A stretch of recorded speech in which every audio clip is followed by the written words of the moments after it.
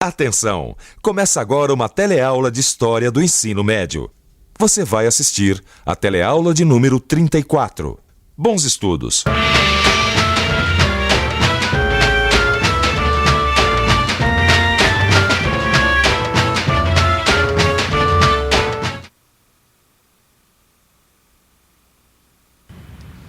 Eu estou aqui no Monumento da Independência, em frente ao Museu do Ipiranga. Como você sabe, foi aqui que Dom Pedro I proclamou a independência, libertando o Brasil de Portugal.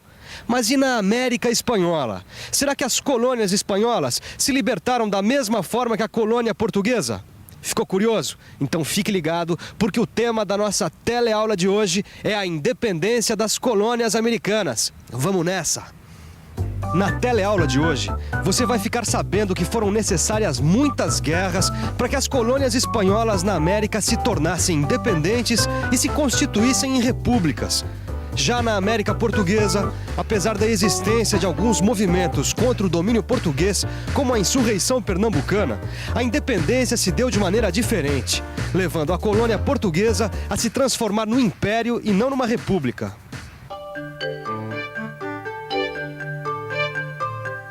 Olá! Bem, na nossa última teleaula, a gente viu que muitos brasileiros e também portugueses residentes no Rio de Janeiro não queriam a volta de Dom João VI para Portugal. Muito pelo contrário, o plano era formar aqui no Brasil o Império Luso-Brasileiro, cuja sede seria no Rio, a Nova Lisboa. Mas será que todos os brasileiros pensavam assim? Será que a política de Dom João VI estava sendo boa para todos os brasileiros? Não estava. No Nordeste brasileiro, por exemplo, havia uma grande insatisfação em relação aos rumos da política e da economia traçados por Dom João VI. Por isso, por causa desse choque de interesses, surgiu em Pernambuco um forte movimento regional de contestação, a chamada Insurreição Pernambucana. 1817. É este o ano em que explode em Pernambuco a Insurreição Pernambucana. Mas por que ocorre essa insurreição? Essa revolta contra Dom João VI? São muitos os motivos. No Nordeste, de uma maneira geral, há um forte sentimento anti-lusitano, um sentimento contra Portugal. Primeiro, por razões econômicas e estratégicas. Os portugueses dominam o comércio varejista e ocupam importantes postos militares. Além disso, também há um aumento de impostos para manter a família real no Rio. As lavouras de algodão e cana estão em crise e o comércio enfrenta uma série de restrições, ou seja, era a grande insatisfação dos pernambucanos com relação aos rumos políticos e econômicos adotados por Dom João VI. O movimento rebelde começa em Pernambuco e rapidamente se alastra por outras províncias nordestinas, como Alagoas, Paraíba e Rio Grande do Norte. E o que querem, afinal, os rebeldes pernambucanos? Essa dúvida não dura muito. Assim que assume o poder, o governo provisório de Pernambuco mostra a que veio. A República é proclamada e são asseguradas a tolerância religiosa, a liberdade de consciência e a igualdade de direitos. Mas, apesar desses avanços, a escravidão africana foi mantida. Seja como for, a insurreição pernambucana é a mais importante rebelião já ocorrida em terras brasileiras até este momento. Apesar da sua força e importância, a insurreição pernambucana não teve vida longa. Durou apenas 2 meses. A repressão, organizada pelo governo, foi rápida e eficiente. Muitos líderes foram presos, fuzilados e até mesmo esquartejados. Era preciso dar o exemplo, mostrar a todos o poder que o rei tinha. E dessa forma, chegava ao fim o sonho da República no Nordeste brasileiro. Mas em muitas outras partes da América Espanhola, esse sonho, o sonho da República, continuava ainda mais vivo do que nunca. Olha aí, esse é Simão Bolívar, um dos maiores personagens históricos da América Latina. Mas afinal de contas, quem foi Simão Bolívar? O que será que ele fez? Você sabe quem foi Simão Bolívar? Não sei. Não sei dizer. Talvez o nome Simão Bolívar também não queira dizer muita coisa para você, mas para os nossos vizinhos de continente latino-americano, Simão Bolívar foi um herói. Ele liderou a maioria das guerras que levaram à independência das colônias espanholas na América. Mas antes da gente estudar essas guerras, vamos saber o que estava acontecendo na América Espanhola no começo do século XIX. 1807. Você deve se recordar que é nesse ano, em 1807, que as tropas de Napoleão invadem Portugal e obrigam a família real a se transferir para o Rio de Janeiro. Mas não é só Portugal que sente os efeitos da investida de Napoleão. A Espanha também se ressente e muito. Depois de ter sido dominada por Napoleão, a Espanha ainda é obrigada a ver um estranho, José Bonaparte, irmão de Napoleão, sentar-se no seu trono. Nas colônias espanholas, onde o movimento pela independência já vinha tomando forma, essa parece ser a oportunidade de ouro para levar adiante os ideais inspirados na própria Revolução Francesa e defendidos por Napoleão Bonaparte. Mas não é bem isso que acontece. A posição ambígua das elites nativas da América Espanhola, os chamados crioulos, não permite que a independência se dê de fato. E que posição ambígua é essa? É que os crioulos ficam divididos, ficam em cima do muro, entre defender a coroa espanhola deposta por Napoleão ou aproveitar a chance e se libertar de vez do Império Espanhol. Na dúvida, o tempo acaba passando. E quando os Bourbon retomam o poder na Espanha, conseguem também reaver o controle da maioria de seus domínios americanos. Como você viu, grande parte da elite crioula fica dividida entre apoiar ou não as lutas de independência. Mas havia várias pessoas que não tinham dúvida alguma. Uma dessas pessoas era o crioulo Simão Bolívar. Simão Bolívar defendia em seus escritos a autodeterminação da América. Para ele, a América deveria decidir o seu próprio destino. Bolívar dizia que havia uma unidade americana que ultrapassava classe, cor ou raça. Agora, ouça o que ele escreveu. Equilibrada como está a população americana, seja pelo número, pelas circunstâncias, seja, enfim, pelo irresistível império do espírito, por que motivo não se poderão estabelecer novos governos nesta metade do mundo? Além de acreditar na capacidade do povo americano, Bolívar era árduo defensor da república. Para ele, a formação de pequenas repúblicas seria o melhor caminho para a América. As ideias de Simão Bolívar não ficaram somente nos escritos e na teoria. Herói revolucionário, ele pegou em armas, guerreou, lutou. Sua luta, propriamente dita, começou em 1816, na Venezuela.